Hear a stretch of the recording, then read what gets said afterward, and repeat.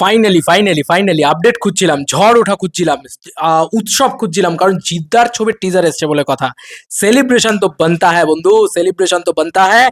তো already already the biggest megastar জিদ্দার official পোস্টারই ড্রপ করেনি। অফিসিয়াল পোস্টারটা দিয়ে দাও জিদ্দা, অফিসিয়াল পোস্টার দিয়ে। কেউ বলে বিপ্লবী, কেউ বলে ডাকাত, কিন্তু অলরেডি অলরেডি বুক মাই শোতে অ্যাভেলেবেল হয়ে গেছে।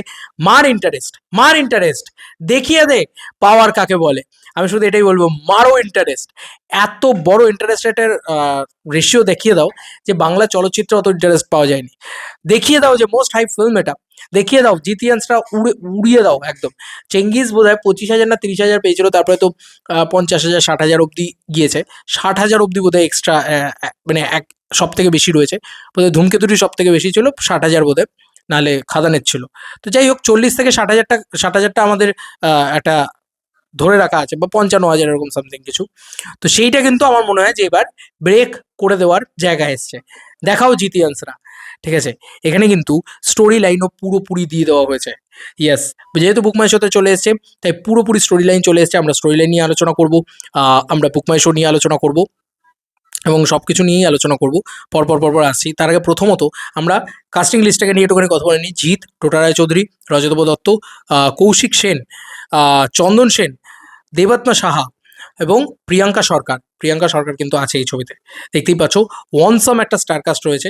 দেবাত্মা সাহাকে নিয়ে আমি যথেষ্ট এক্সাইটেড, কৌশিক সেনকে নিয়ে এক্সাইটেড, রজতব দত্ত জিৎ কম্বিনেশনটা অনেক বছর বাদে আবার কামব্যাক করছে। জিদ্দা অনেক বছর বাদে ছবিই করছে আর কি অ্যাকচুয়ালি। আচ্ছা, এই ছবির cinematographer, director of cinematography Soumik Haldar করেছে। দেখতে তার দারুণ লেগেছে, এটা নিয়ে কোনো সন্দেহ নেই। ডিরেক্টর প্রতীকিত বাসু এবং প্রদীপ কুমার নন্দী হচ্ছে প্রডিউসার। খুবই ভালো লাগছে এই দৃশ্যগুলো দেখে। এবার একটুখানি গল্পে চলে আসি। ইন্টারেস্টেড, আবার অনেকে বলতে পারে তুমি নিজেই তো ইন্টারেস্টেড দাওনি ভাই। এইটা দিয়ে আমার লগ ইন করা নেই, আগেই বলে দিলাম। দিস ইজ আ মানে ফোন যেখানে আমি লগ ইনই করা নেই, ঠিক আছে। এটা জাস্ট দেখানোর জন্যই ব্যবস্থা করা আর কি। যাই হোক, আমরা এবার লেখাটা পড়ি একটুখানি, মানে এক্স্যাক্টলি কী আছে, এবং ইংরেজিটাকে বাংলা করে নিই যাতে সুবিধা হয়, বুঝতে সুবিধা হয়, সেটার জন্যই আর কি। বাংলা করে আমারও বুঝতে সুবিধা হয়, তোমাদেরও বলতে মানে বুঝতে সুবিধা হয় আর কি। আচ্ছা, ছবির গল্প কিন্তু পুরো আমাদের সামনে। আপাতত ছবির গল্প কি বলছে সেটা বলি। 1960-এর দশকের কলকাতায় একের পর এক দুঃসাহসিক ডাকাতি শহরকে কাঁপিয়ে দেয়, যার সবকিছুর যোগসূত্র রয়েছে অনন্ত নামের এক রহস্যময় ব্যক্তির সাথে। একসময় গুরুদা সূর্য সেনের অনুগামী এই স্বাধীনতা সংগ্রামী এখন দুর্নীতির বিরুদ্ধে নিজের যুদ্ধ চালাচ্ছেন। একজন বিপ্লবী থেকে ডাকাত, কিন্তু কেন? পুলিশ যখন শহর জুড়ে তাকে তাড়া করে, তখন বাস্তব ঘটনা দ্বারা অনুপ্রাণিত এই গল্পটি এমন এক বিপ্লবের বেদনা দায়ক মূল্য তুলে ধরে, যা তার অধিকাংশ নায়কেরই ব্যর্থ করে দিয়েছিল, যা তার অধিকাংশ নায়ককেই ব্যর্থ করে দিয়েছিল। তো এই হচ্ছে স্টোরি লাইন। খুবই ভালো একটা স্টোরি লাইন, আমরা বুঝতেই পারছি। স্টোরি লাইন আমরা সবাই পড়েছি, সবাই জানি, কিন্তু এটা একটা সিনপসিস পাওয়া গেল যে মানে হঠাৎ করেই সে ডাকাত হয়ে উঠেছিল, এবং এই মানে মাস্টারদা সূর্য সেনেরই কী বলবো, অনুগামী ছিলেন।